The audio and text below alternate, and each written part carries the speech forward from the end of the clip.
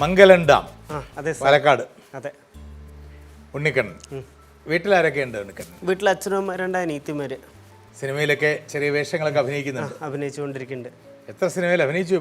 ഇപ്പോൾ ഒരു 19-20 പടം ചെയ്തിട്ടുണ്ട്. ഇനിയിപ്പോൾ പുതിയ പടം ലുക്മാൻ്റെ പടത്തിൽ ഇപ്പോൾ ഒരു വലിയൊരു പടം ചെയ്തു. പിന്നെ 30-ാം തീയതി പുതിയ പടം, 29-30-27 പുതിയ പടം ചെയ്യാൻ പോകണം. അശ്വമേധത്തിലേക്ക് എത്തിയതിൽ ഞങ്ങളുടെ സ്നേഹവും സന്തോഷവും. എന്തായാലും സാറിൻ്റെ ഒപ്പം ഇരിക്കാൻ പറ്റിയതും ഇവിടെ വരാൻ പറ്റിയതും ഞാൻ ഒരുപാട് സന്തോഷം. ഇപ്പം ഞാൻ പറഞ്ഞ ഡയലോഗ് തന്നെ, ഞാൻ ആരാണ് ഏട്ടാ ഞാൻ ചോദിക്കണം. അപ്പം ഞാൻ ആരാണ് സാറേ എന്ന് ചോദിക്കുന്ന ഡയലോഗ് ഞാൻ പിന്നെയും ചോദിച്ചുകൊണ്ടിരിക്കുക. ഏതോ ഒരു സിനിമയിൽ പറയുന്നുണ്ട്, നിങ്ങൾ ആരാണെന്ന് നിങ്ങൾക്കറിയില്ല എങ്കിൽ നിങ്ങൾ എന്നോടല്ലേ, അങ്ങനെ ഏതോ ഒരു ഡയലോഗ്. അതെ. 600 കിലോമീറ്ററാണ് നടന്നു പോയത്. അതെ സാർ. എന്നിട്ട് കണ്ടോ വിജയെ? കണ്ടു. എന്ത് പറഞ്ഞു അദ്ദേഹം?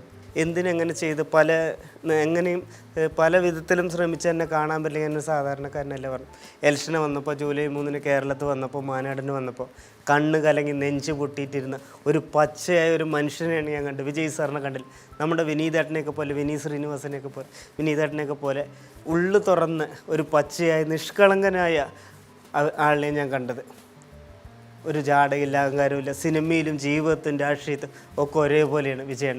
പച്ചയ ഒരു മനുഷ്യനെ ഞാൻ കണ്ടു, വിജയണ്ണനെ കണ്ടില്ല. അദ്ദേഹത്തിനോടൊപ്പം ഒരു സിനിമയിൽ അഭിനയിക്കണം എന്നുള്ള ആഗ്രഹമുണ്ട്. അത് എന്താകുന്നറിയില്ല. എല്ലാവരും വിചാരിക്കുന്നു സാറേ ഞാൻ വൈറലാകാൻ വേണ്ടി ചെയ്തതാണെന്ന് പറഞ്ഞാൽ എല്ലാവരും പറയുന്നുണ്ട്. ഇപ്പോൾ സോഷ്യൽ മീഡിയ കമൻറ്റ്, ഉണ്ണിക്കണ്ണൻ വൈറലാകാൻ വേണ്ടി ചെയ്തില്ല.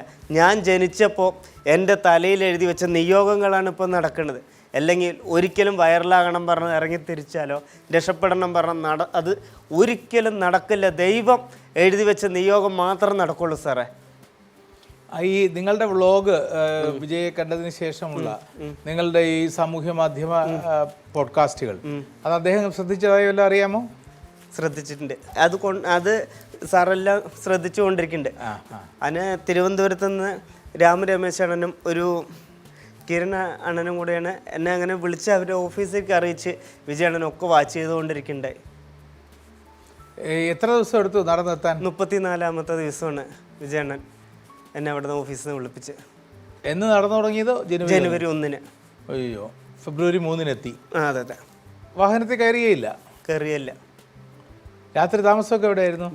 സത്യം പറയുകയാണെങ്കിൽ ഈ ലോകത്ത് വേൾഡിൽ ആർക്കും കിട്ടാത്ത പോലെ ഉണ്ണിക്കണ്ണൻ ഇന്നിപ്പോൾ ഈ നിൽക്കുന്ന ഈ എനർജിയിൽ ഇരിക്കുന്ന കേരളവും തമിഴ്നാടും അവർ പണിയെടുത്ത വേരത്ത് ഉണ്ടാക്കിയ പൈസയിലാണ്. എനിക്ക് പരസ്യം സിനിമയൊക്കെ ചെയ്ത് കുറച്ച് പൈസയും കൊണ്ട് പോയത്. കുറച്ച് പൈസ മാത്രമേ എനിക്ക് ചിലവുള്ളൂ. പിന്നൊക്കെ മലയാളിയും തമിഴ്നാട്ടുകാരും നമ്മളൊരു അനിയനെ പോലെ എന്നെ ചേർത്ത് പിടിച്ച ഒരു മോനെ പോലെ ഏട്ടനെ പോലെ എല്ലാവരും ഭക്ഷണം വാങ്ങി തന്ന റൂമും കാര്യങ്ങളൊക്കെ എടുത്തു തന്ന കുറച്ച് 1-2 പ്രാവശ്യം റൂം എടുത്തുള്ളൂ. അതിൽ മുതലെടുക്കാനും കുറച്ച് ആൾക്കാർ വന്നു.